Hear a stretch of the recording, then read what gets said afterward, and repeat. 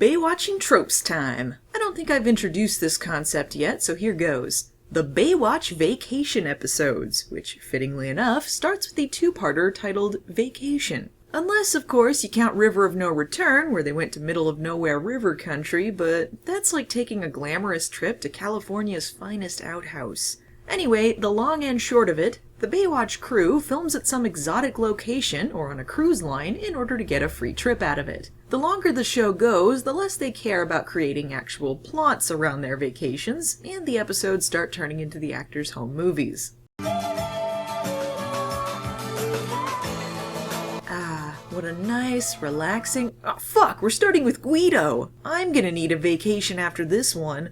So here's the thing about Guido. Even the show didn't know what to do with him. His plots are sort of barely there. Like, they realized really early on what a mistake they'd made, and the writers are just obligated to use him until the season's up. His comedy seems entirely dependent on the audience finding a silly accent funny, and, spoiler alert, it isn't. But thank God for Guido superfans out there, this two-parter is the biggest Guido contribution of them all. Truly a highlight for the great and storied character.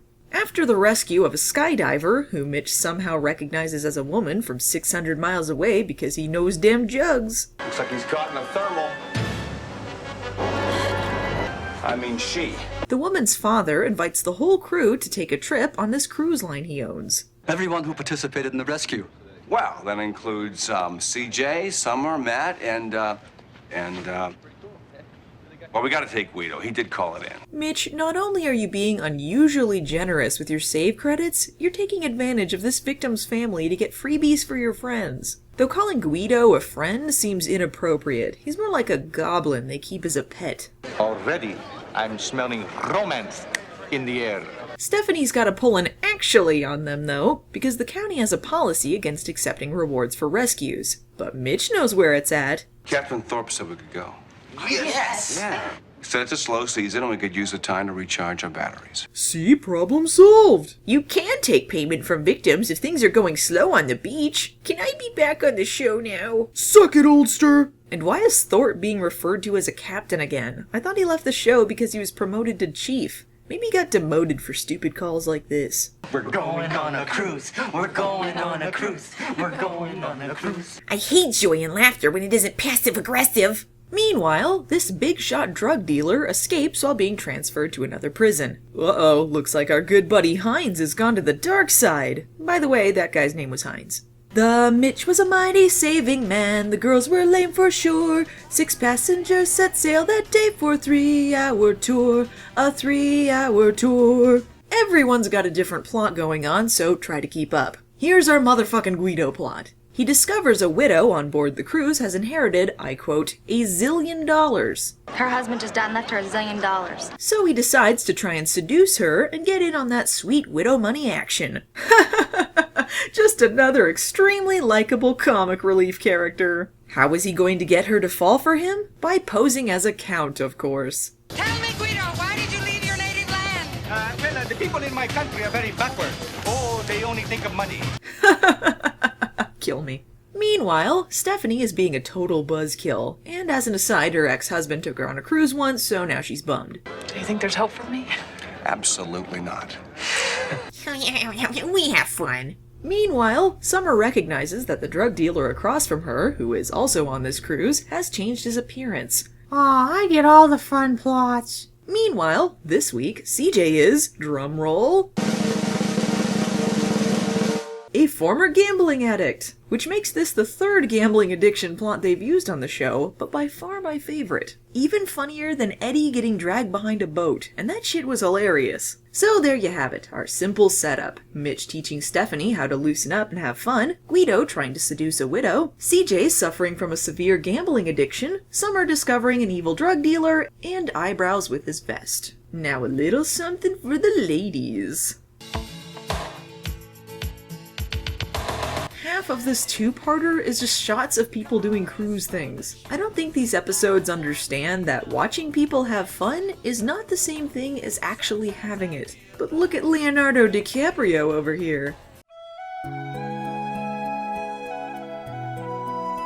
Can Marty get Mitch and Stephanie together at the Enchantment Under the Sea dance before it's too late? I'm not sure who's more confused here, stand-up comedy Mitch or toga party Stephanie.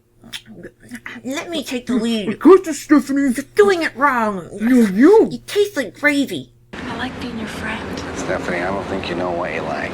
Typical woman, always thinking with your lipstick. Let me make these decisions for you. Friends. No problem. I got it. We are friends. Did he wipe his burger grease at her, or... But wait, could it be a Guido redemption arc? I'm not the count. I wasn't after you. I was after your money. I'm just a gigolo. I don't care what you are. You turn me on. Kiss me, you fool! Ew, not Guido sex. Ew, ew, ew, ew, ew, ew. Ah, the classic sexual assault dance. Guido, this man's aboard the ship. Nicholas Rogo? Whoa, Summer. I think you've been out in the sun just a little too long. Yeah, don't involve Guido in multiple plot show. Please, God, no. He doesn't have an acting range that adjusts itself to lines that don't involve wacky hand gestures or asshole schemes. Meanwhile, Stephanie discovers the drug dealer's goons dumping a body off of the ship. Hilarity ensues.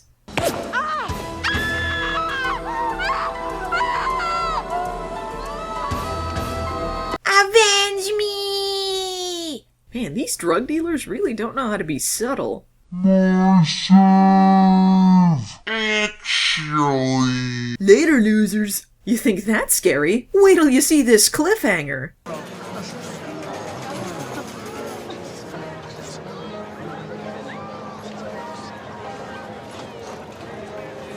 Next week on Baywatch. Next week right now. High off of her winning streak, CJ somehow mistakes eyebrows for an appealing partner. It's a slippery slope. 1 minute you're winning at blackjack, the next you're making out with a curtain-coiffed Frenchman.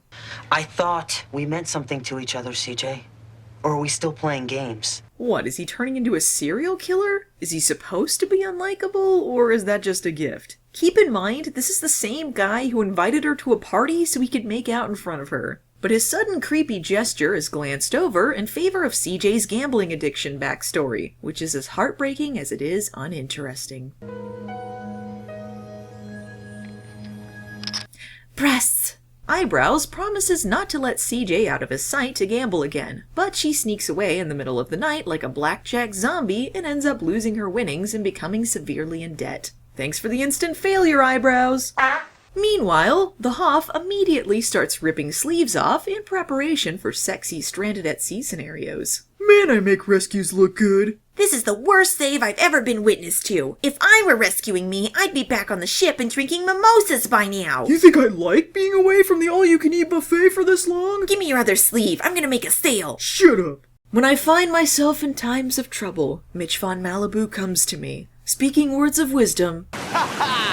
You'll starve before you drown. Professional lifesaver Mitch Buchanan decides the best way to comfort the woman who has been shot in the arm and is suffering from shock is to continually laugh like a madman.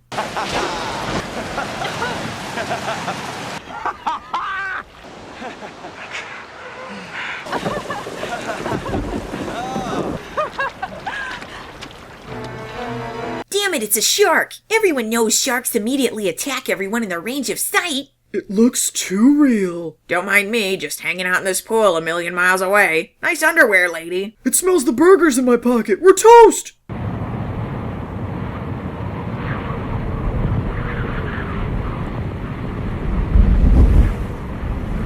What the hell was the point of that? I love you.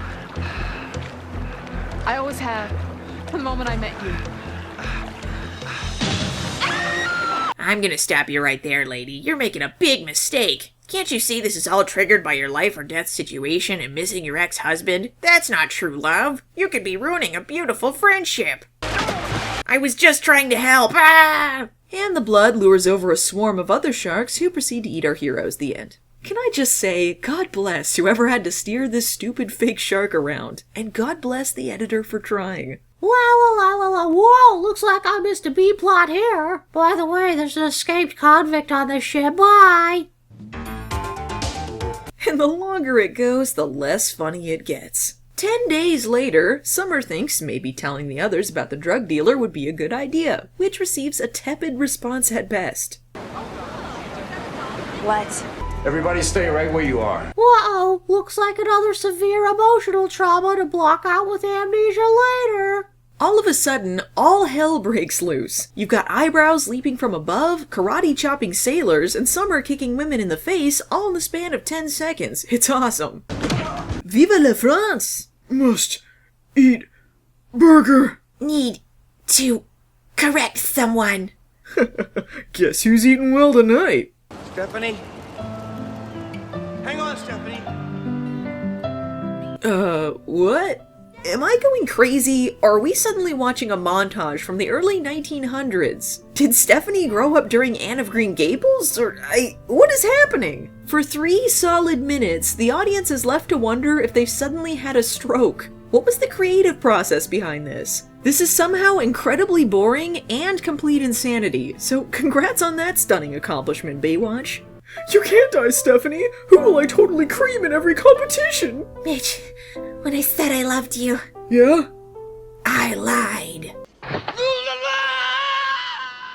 Be honest, how's my makeup? So cold. If only I hadn't lost my one sleeve. Yeah. Just hold on! I'll never give up on you, Stephanie! You know, it's sad Stephanie's dead now, but she sure is delicious.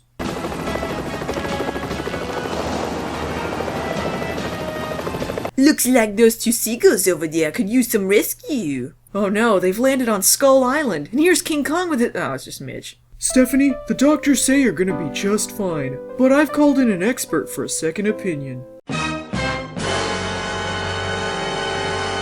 Hang on. Aren't we forgetting to conclude the most important parts of this episode? CJ's gambling debt and Eyebrows' vest? These 2 mega plots collide as CJ explains how she got out of this mess. I found the chip that the pit boss gave me. I went back into the casino and I want it all back. What?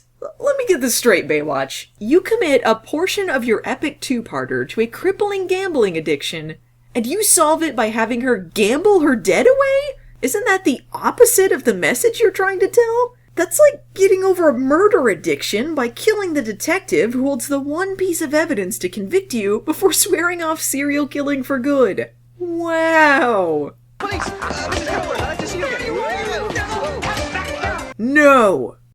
Next time on Baywatch, after the harrowing life or death situations Stephanie and Summer faced on vacation, they get to relax a little with a good old-fashioned double hostage situation. Son of a Mitch! You got to reach out.